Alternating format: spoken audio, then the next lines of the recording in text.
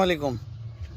এই যে আজকে আমরা একটা আলোচনা করতেছি কি নিয়ে যেন, টাকার প্রসঙ্গ নিয়ে। সারা বাংলাদেশে নাকি আন্দোলন শুরু হয়েছে যে 20 টাকার নোটে কেন মন্দিরের ছবি আসলো, তাই না? আচ্ছা, এখন বরবাকে দিয়ে শুরু করি। বরবা, কি বলেন যে 20 টাকার নোটে যে মন্দিরের ছবি, এটাকে আপনি কিভাবে নিচ্ছেন? না, এটা তো নেওয়া যাবে না। হ্যাঁ, এটা তো নেওয়া কেন? যাবে না। কারণ কি?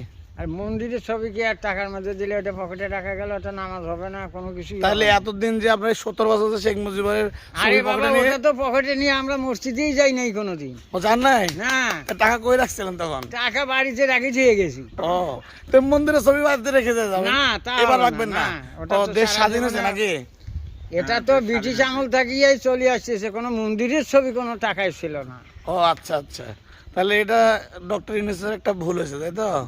এখন কেমন করি বলি, সেটা যে ওনারা হলো ভুল শুদ্ধ শুদ্ধ বা ইয়া, সেটা হলো তার কাছে। আচ্ছা ঠিক আছে, এখন দুলে ভাইয়ের একটু নেই।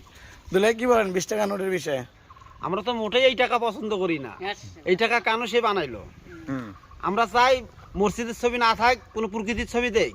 মসজিদে না মন্দিরের? মন্দিরের ছবি বাদ দিয়ে যে কোনো প্রকৃতির ছবি দেখ, তাও ভালো। আচ্ছা ওকে, ঠিক কিন্তু আমরা আছে এই যে মন্দিরের ছবি পছন্দ করতেছি না। ঠিক আছে। চাচার প্রসঙ্গ নিয়ে বলি, 20 টাকা নোটের বিষয়ে বলেন। 20 টাকার নোটে মন্দিরের ছবি দেওয়াটা মোটেই ঠিক করে নাই।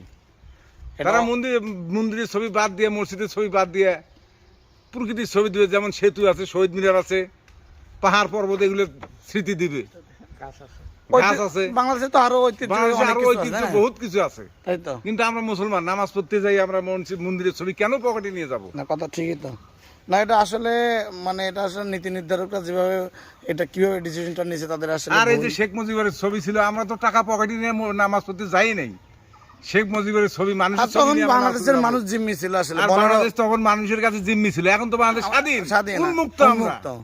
তাহলে আমরা এখন কেন আমরা কেন মন্দিরের অত্যাচার, ছবি- এই ধরনের একটা মানি না, তাই তো? এটা কোনো ক্রমেই মানি নেওয়া যাবে না। আচ্ছা ঠিক আছে, ধন্যবাদ। তাহলে বরবার কিছু বলার আছে? হ্যাঁ ভাই, আর কি। ঠিক আছে, ওকে।